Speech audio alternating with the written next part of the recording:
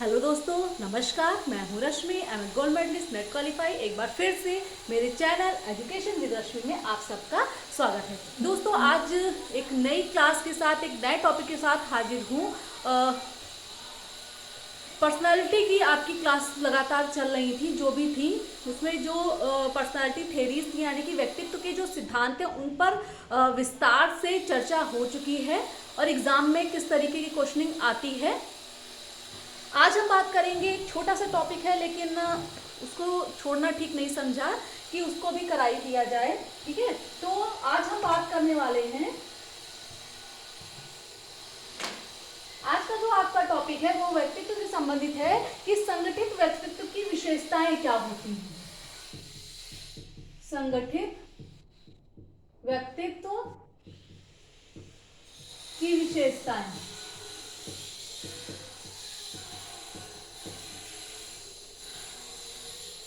ठीक है, आज का जो आपका टॉपिक है कि एक कैसे आप ये मेजर करेंगे या फिर कैसे किसी को, व्यक्ति को देखकर आप जानेंगे कि आखिर उसमें कौन कौन सी विशेषताएं होनी चाहिए कि वो एक अच्छी पर्सनालिटी का या अच्छे व्यक्तित्व का व्यक्ति कहलाए। तो सबसे पहले हम इनमें बात करते हैं कि कोई भी व्यक्ति जिसके व्यक्तित्व में कुछ विशेषताएं होनी चाहिए जिससे कि वो क्या कहलाएगा, संगठित व्यक्तित्व वाला व्यक्ति कहलाएगा। सबसे पहले तो शारीरिक एवं मानसिक स्वास्थ्य,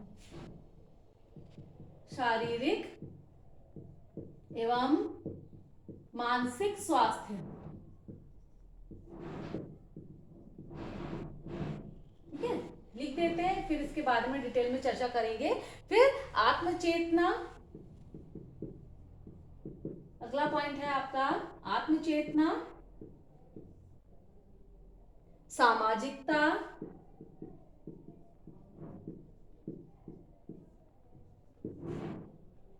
समायोजनशीलता,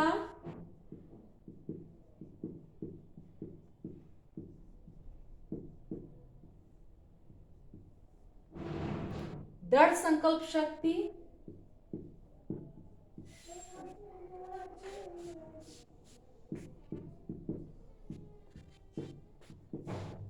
दृढ़ संकल्प शक्ति। लास्ट में है संतोषी या संतोष स्वभाव वाला, उद्देश्यपूर्णता, उद्देश्यपूर्णता। ठीक है, ये आपके पॉइंट हैं जो कि एक आदर्श, जो कहते हैं ना कि एक संगठित व्यक्तित्व वाले व्यक्ति में कौन कौन सी विशेषताएं होनी चाहिए।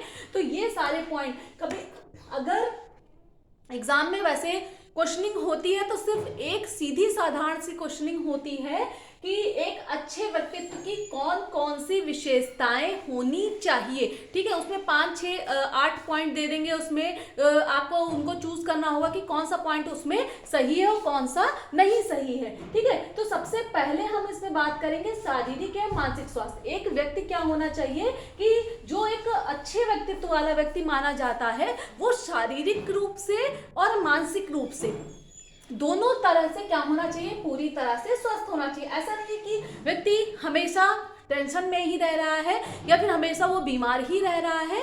अगर एक अच्छा व्यक्तित्व तो आप चाहते हैं, एक अच्छी पर्सनालिटी चाहते हैं, ठीक है, अगर आप फिजिकली फिट नहीं हो, मेंटली फिट नहीं है, तो क्या होगा कि आपका व्यक्तित्व तो उतने अच्छे तरीके से डेवलप नहीं हो पाएगा जितने अच्छे तरीके से होना है। ठीक है, शरीर में बीमारियां लगेंगी, आप हमेशा क्या रहेंगे, हमेशा बीमार रहेंगे। और उसी तरीके से अगर मानसिक स्वास्थ्य की बात की जाए तो मानसिक यानी कि मेंटल, जो कहते हैं ना कि मानसिक तौर पर भी आपको पूरी तरह से स्वस्थ रहना जरूरी है, क्योंकि आजकल के समय में लोग शारीरिक स्वास्थ्य पर तो ध्यान दे रहे हैं लेकिन मानसिक स्वास्थ्य पर उनका ज़्यादा ध्यान नहीं जा रहा है। बहुत ज़्यादा दबाव में, तनाव में, टेंशन में उनका जीवन गुजर रहा है। इसलिए अगर एक संगठित व्यक्तित्व चाहिए व्यक्ति को तो उसे शारीरिक रूप से स्वस्थ रहने पर ध्यान देना होगा और साथ में मानसिक स्वस्थता पर भी ध्यान देना होगा, या काम करना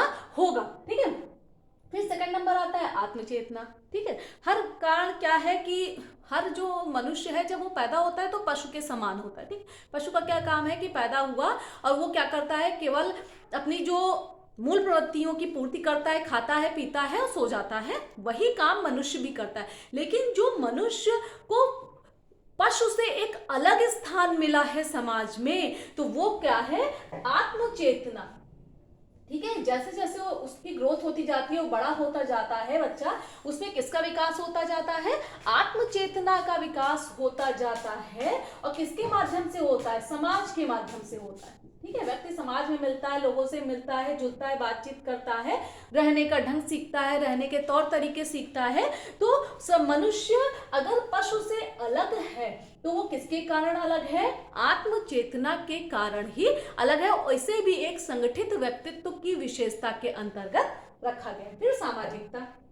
ठीक है, सामाजिकता, कई तरीके के लोग होते हैं। सोशल होते हैं, कुछ बिल्कुल सोशल नहीं होते, यानी कि जिनको समाज में बिल्कुल भी लोगों के साथ इंटरेक्शन करना या मिलना जुलना, बात करना, लोगों से संबंध बनाना बिल्कुल भी पसंद नहीं होता। लोग क्या कहेंगे कि ये बड़ा इगोइस्टिक आदमी है, ये कभी किसी से बोलता नहीं है, बात नहीं करता। ठीक, लेकिन अगर आप चाहते हैं कि एक संगठित व्यक्तित्व वाले व्यक्ति की पहचान करना चाहते हैं, तो उसमें सामाजिकता यानी कि सोशलिटी, थोड़ा सा कहीं ना कहीं वो सोशल होना जरूरी है। कि वो हर समय नहीं, लेकिन हाँ अपने जो समाज में के नियम है, समाज के जो तौर तरीके हैं, उनके हिसाब से जीवन यापन कर रहा है, लोगों की मदद कर रहा है, इस तरीके का व्यक्ति संगठित व्यक्तित्व वाला व्यक्ति कहलाएगा। फिर बात आती है समायोजनशीलता यानी एडजस्टमेंट की। एडजस्टमेंट, कुछ लोग कहीं भी चले जाएं, किसी भी परिस्थिति में हो, यानी कि बुरी से बुरी परिस्थिति और अच्छी से अच्छी परिस्थिति में भी अपने आप को क्या कर लेते हैं? एडजस्ट कर लेते हैं। और कुछ लोग ऐसे होते हैं कि चाहे परिस्थितियां जितनी अच्छी हो फिर भी उनको हमेशा समस्याएं बनी रहती हैं, या फिर परिस्थितियां जितनी भी बुरी हो फिर भी समस्याएं बनी रहती हैं। वो अपने आप को बहुत जल्दी परिस्थिति के हिसाब से, समय के हिसाब से अपने आप को एडजस्ट करने में असमर्थ रहते हैं। लेकिन एक अच्छा व्यक्तित्व वाला व्यक्ति कौन कहलाएगा? जो अच्छी से अच्छी, बुरी से बुरी, यहाँ पर शब्द आएगा प्रत्येक, यानी कि प्रत्येक परिस्थिति में खुद को क्या कर ले? समायोजित कर ले, और अच्छे व्यक्तित्व वाला व्यक्ति कहलाता है। फिर दृढ़ संकल्प शक्ति। ठीक है, संकल्प शक्ति तो हर व्यक्ति के अंदर होती है, लेकिन क्या होता है कि किसी भी चीज के लिए हमने क्या किया? संकल्प किया कि इस काम को पूरा करना है। 1 दिन, 2 दिन, 3 दिन, 4 दिन, और फिर वो क्या होती है? शक्ति धीरे धीरे धीरे धीरे कमजोर होने लगती है और व्यक्ति वापस से अपनी पुरानी आदतों में आ जाता है। जैसे पढ़ाई की बात कर लीजिए कि किसी की स्पीच सुन ली, किसी का बढ़िया मोटिवेशनल वीडियो देख लिया और बहुत ज़्यादा जोश में आ गया कि नहीं आज से करना है, कल से करना है, परसों से करना है और पढ़ाई करनी है, ऐसा कर लेंगे, वैसा कर लेंगे। लेकिन थोड़े समय बाद फिर वही काम शुरू हो जाता है। तो अगर एक अच्छे व्यक्तित्व वाला जो व्यक्ति होता है, संगठित व्यक्तित्व वाला व्यक्ति होता है, उसकी जो संकल्प शक्ति होती है, किसी भी काम को करने की जो इच्छा शक्ति होती है, बहुत ज़्यादा मजबूत होती है। वो धीरे धीरे काम करेंगे, लगातार प्रयास करते रहते हैं और एक दिन इसी कारण से उनको सफलता मिलती है। ये प्रयास करना नहीं छोड़ते, भले ही कितनी बार भी असफल हों जीवन के किसी भी क्षेत्र में। केवल पढ़ाई के क्षेत्र की यहाँ पर बात नहीं हो रही, जीवन में किसी भी क्षेत्र में 1 बार असफल होंगे, 2 बार असफल होंगे, लेकिन ये लगातार प्रयास करते रहते हैं। इसी कारण से एक ना एक दिन ये अपने काम में सफल जरूर होते हैं। ठीक है, फिर संतोष, यानी कि इनमें जो संतोष की भावना होती है, यानी कि धैर्य बहुत ज़्यादा होता है कि चीज़ों को समझते रहते हैं और धैर्य रखते हैं कि एक दिन क्या होगा, हर चीज़ बिल्कुल ठीक हो जाएगी। और साथ में उद्देश्यपूर्णता, जीवन में जो भी उद्देश्य बनाते हैं, जिन भी उद्देश्यों को लेकर चलते हैं, उनकी पूर्ति करने का प्रयत्न करते हैं। ऐसा नहीं है कि उद्देश्य बनाया और उसमें मार्ग में क्या हुआ कि बहुत सारी कठिनाइयाँ आई, अब जीवन में परेशानियाँ आती रहती हैं, तो क्या करते हैं कुछ लोग उनको छोड़ देते हैं। लेकिन जो संगठित व्यक्तित्व वाले व्यक्ति होते हैं, उद्देश्यों का निर्धारण करते हैं, परिस्थितियाँ चाहे सम हो या विषम हो, प्रत्येक परिस्थिति में ये अपने उद्देश्यों को पूरा करने के लिए लगातार प्रयत्न करते रहते हैं और एक दिन उद्देश्यों को पूर्ण करने में सफल रहते हैं। ठीक है, तो ये जो 5-6 पॉइंट है, ये आपके संगठित व्यक्तित्व वाले व्यक्ति की विशेषताएं हैं। इनको आपको ध्यान में रखना है कोई इसमें बहुत ज़्यादा याद करने की या वैसी चीज़ नहीं है। इनको आपको सिर्फ ध्यान में रखना है, क्योंकि क्वेश्चनिंग एग्जाम में होती है। कैसे होती है मैंने बता दिया कि सिर्फ ये विशेषताएं पूछी जाएंगी, कौन सी होती हैं कौन सी नहीं होती हैं। तो आज के लिए बस इतना ही। आगे का जो वीडियो आएगा, आगे का इसलिए बता देती हूँ ताकि आप लोगों को ध्यान रहे, आगे आने वाले वीडियो में जो व्यक्तित्व का मापन है या मेजरमेंट ऑफ पर्सनैलिटी, ठीक है, उसमें जो भी आपकी सब्जेक्टिव मेथड है, ऑब्जेक्टिव मेथड है, यानी आत्मनिष्ठ विधियां, वस्तुनिष्ठ विधियां और प्रक्षेपी विधियां, यानी प्रोजेक्शन मेथड, बहुत अच्छी क्वेश्चनिंग होती है एग्जाम में। बहुत अच्छा टॉपिक है, बहुत रिच टॉपिक है एग्जाम के लिए। तो उस पर हम धीरे धीरे आगे बढ़ रहे हैं, उस पर हम बात करेंगे। और फिर ये जो हमारा व्यक्तित्व को प्रभावित करने वाले कारक, एक ये पॉइंट छूटा है, और बाकी ये पर्सनालिटी का पूरा जो कहते हैं ना चैप्टर आपका यहाँ पर क्लोज हो जाएगा। आगे आने वाले दिनों में आपको व्यक्तित्व मापन के बारे में बताया जाएगा।